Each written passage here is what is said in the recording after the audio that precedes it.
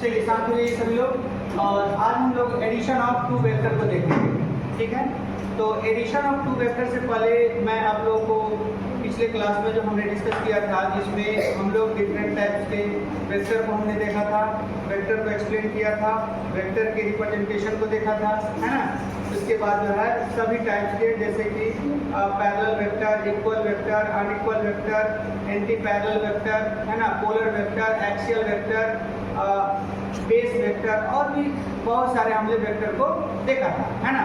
अब वो जितने भी वेक्टर है सब का हम क्या करेंगे, एडिशन करने वाले हैं। ठीक है, तो एडिशन करने वाले बच्चे, तो सबसे पहले यहाँ से मान लेंगे कि एक वेक्टर यहाँ से ए है और दूसरा वेक्टर ये हमारे पास क्या है, बी है। बोलिए, है ना, एक वेक्टर ए और दूसरा वेक्टर, शांत जी रिप्लाई देना है बच्चे, है ना। एक वेक्टर ए और दूसरा वेक्टर बी, है ना। इधर देखो, दूसरा वेक्टर बी। ठीक है, तो यहाँ से अब मुझे एडिशन करना है, तो क्या करेंगे। तो एडिशन करने के लिए बच्चे हम लोग यहाँ पर क्या करते हैं, शांत बेटे, यहाँ पर एडिशन करने के लिए हो गया छोड़िए ना, हो गया। तो यहाँ से एडिशन करने के लिए रिप्लाई देना है, ठीक है ना, कोई दिक्कत नहीं। तो यहाँ से हम लोग को एडिशन करने के लिए क्या करेंगे, ए और बी में आपको आप याद कीजिए, कल हमने एक क्वेश्चन किया था जिसमें कि हेड टू टेल का यहाँ पर कनेक्शन किए थे। सेम उसी तरीके से यहाँ पर क्या करेंगे कि एक के यहाँ पर टेल है और ये हेड है, टेल है और हेड है, इधर देखो ऊपर। तो यहाँ से हम क्या करेंगे बच्चे कि एक वेक्टर के हेड पे दूसरे के टेल को पुट करेंगे। ठीक है, तो यहाँ से हमारे पास ये बनेगा,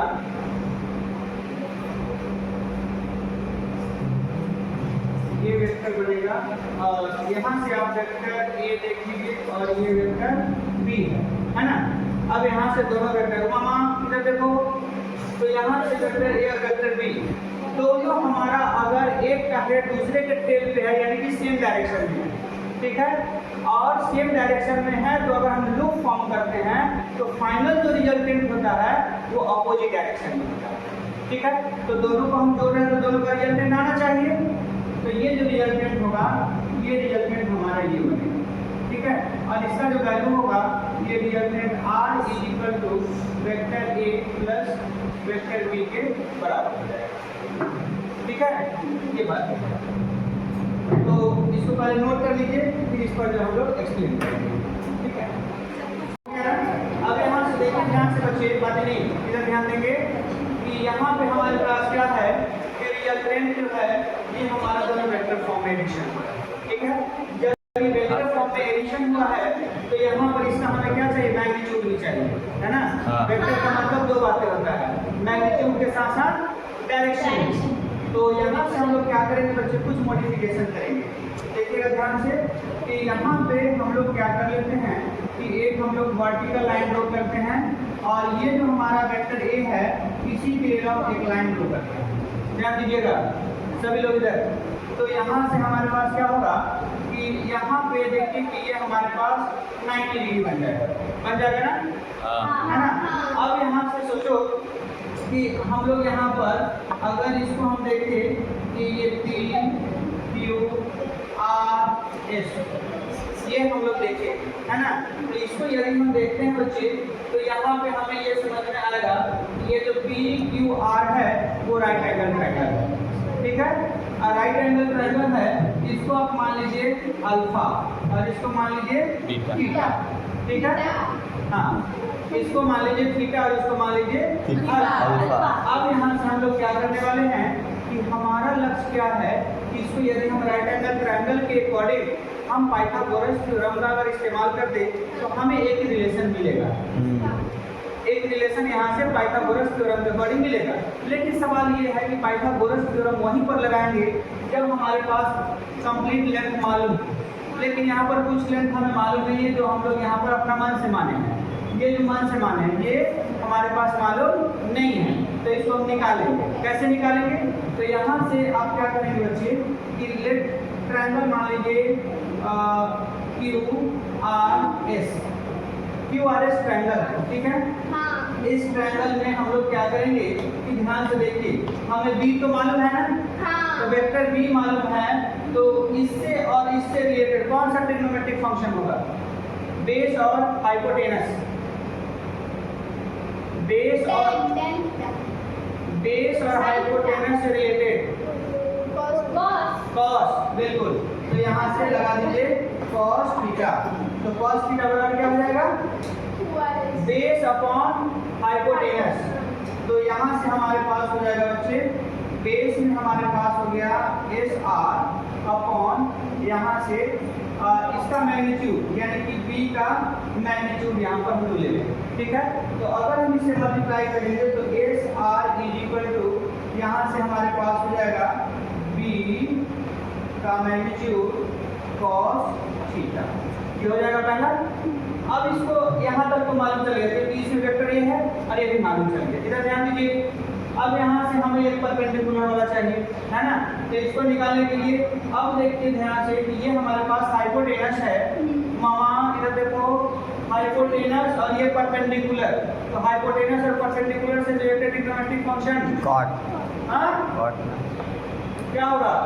कॉट होगा। परपेंडिकुलर और हाइपोटेनस साइन, बिल्कुल सही।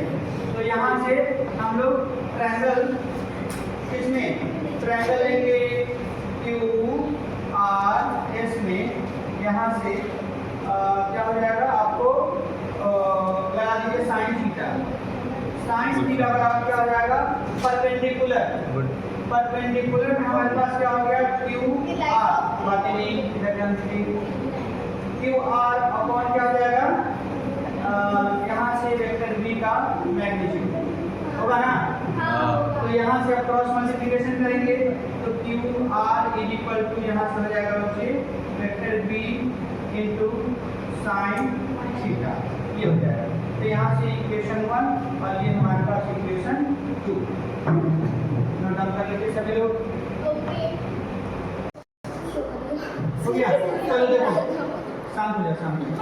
अब यहाँ से देखेंगे बच्चे कि जब हमारे पास अब एस आर निकल चुका है, क्यू आर निकल चुका है, तो हमें ये भी मालूम हो गया, ये भी मालूम हो गया और ये भी मालूम है ना। तो यहाँ से हम लगा देंगे पाइथागोरस थ्योरम। क्या लगा देंगे? According to Pythagoras theorem.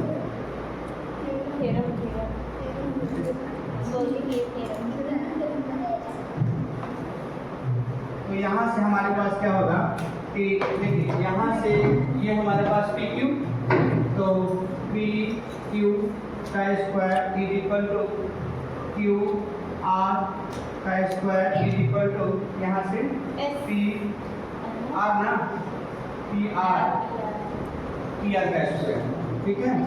तो ये हमारे पास पाइथागोरस थ्योरम के अकॉर्डिंग है। अब इसमें हमारे पास जो है ये पी क्यू क्या है? आर। क्या है? आर। यानी कि यहाँ से आर का square plus is equal to यहाँ से हो जाएगा क्यू आर। तो क्यू आर हमारे पास क्या है? Q R. तो क्यू आर अभी निकालेंगे ना, कितना है वो? तो क्यू आर साइन थीटा। हाँ, sine theta, B sine theta ना, B arrow sine theta, B vector B का मैग्नीट्यूड इनटू साइन थीटा और इसका हो जाएगा होल स्क्वायर, यही होगा। दूसरा यहाँ से पी आर कितना है? तो पी आर बराबर पहले लिखेंगे P S vector plus S R, यही मिलेगा ना, यही मिलेगा, ध्यान दीजिए। तो यहाँ से बचे R square is equal to यहाँ से B sine square theta plus यहाँ से पी एस बराबर वेक्टर ए है ना। तो यहाँ से ए वेक्टर प्लस यहाँ से एस आर कितना है? देखो B sine theta cos b magnitude cos theta b magnitude ना, हाँ मैग्नीट्यूड, ऐसा क्या और आएगा? एरो ऐड हो गया, बिल्कुल ये हो गया। तो यहाँ से हमें ये मिल गया। अब यहाँ से क्या करते हैं बच्चे, थोड़ा सा हम लोग इसको आगे बढ़ाते हैं और यहाँ से हमारे पास जो है ये भी हो गया। तो B sine square theta plus यहाँ से अब ए प्लस बी के होल स्क्वायर पे क्या कीजिए? ब्रेक कीजिए। मामा इधर देखो ए प्लस बी के होल स्क्वायर पे क्या करेंगे, ब्रेक करेंगे। तो यहाँ से हमारे पास मिल जाएगा A square plus B square cos square theta plus यहाँ से हो जाएगा ए बी कॉस थीटा। ठीक है, तो यहाँ पर 2 भी आएगा ना, 2ab cos थीटा कितना आ जाएगा। अब यहाँ से ध्यान दीजिए, यहाँ पे हमारे पास आर स्क्वायर इक्वल टू, इसको और इसको एक साथ कीजिए तो यहाँ से b और यहाँ से साइन, बाकी नहीं, यहाँ से sine square theta plus cos square theta plus A square plus यहाँ से क्या हो जाएगा 2ab cos थीटा। ठीक से लगा दो। तो यहाँ से अब देखिए बच्चे कि sign square theta plus cos square theta कितना, sin plus cos square 1। तो यहाँ से हमारे पास क्या हो जाएगा, यहाँ पे स्क्वायर भी है ना, तो यहाँ से ए स्क्वायर, तो यहाँ से आर स्क्वायर बराबर, अब देखिए कि यहाँ से A square plus B square plus 2ab cos theta. तो इस तरीके से बच्चे हमारे पास जो मैग्नीट्यूड निकल करके आया ये हो जाएगा under A square plus B square plus 2ab cos theta, है ना।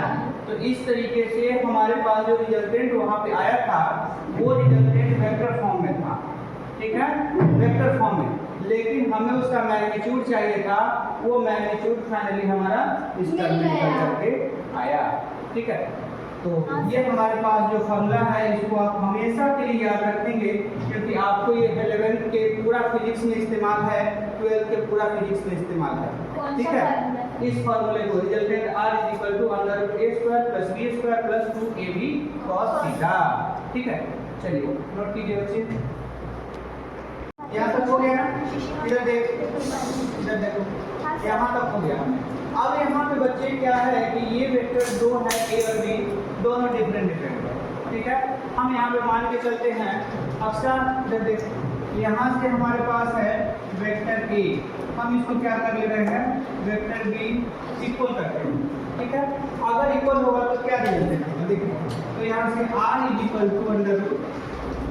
a² plus 2aa cos theta, ये हो जाएगा। तो यहाँ से बच्चे क्या हो जाएगा 2a² plus 2a² cos theta, ये क्या होगा। अब यहाँ से रुका, ऊपर देखो, तो यहाँ से हमारे पास क्या होगा, a को बाहर कीजिए, तो यहाँ से √2 + 2 cos थीटा।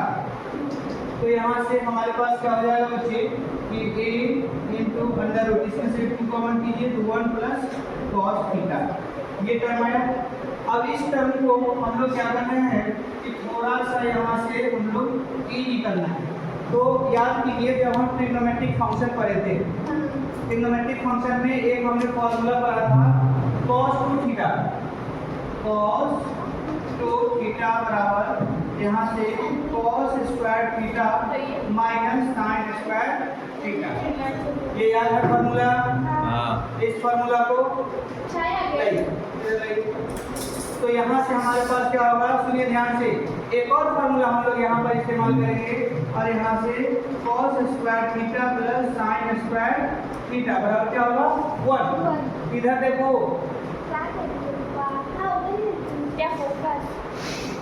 तो यहाँ से हमारे पास क्या होगा बच्चे कि यहाँ से हम लोग क्या करेंगे, हमें चाहिए cos के टर्म में, cos के टर्म में वैल्यू चाहिए, तो हम क्या करेंगे यहाँ sin के टर्म में निकाल कर वैल्यू को यहाँ पुट कर देंगे। ठीक है, तो यहाँ से हमारे पास क्या है cos 2 थीटा = यहाँ से हो जाएगा cos स्क्वायर थीटा, और यहाँ से हो जाएगा हमारे पास 1 माइनस में, यहाँ से हम लोग कर लेंगे 1 sin का 1 माइनस cos स्क्वायर थीटा। तो यहाँ से हमारे पास cos 2 theta = 2 cos square theta minus 1, इसको इस साइड कर दीजिए, तो cos 2 theta plus 1 = 2 cos square theta. ठीक है, अब यहाँ से ध्यान दीजिए, इधर देखो समीका, इधर देखो यहाँ से cos 2 थीटा प्लस 1 है।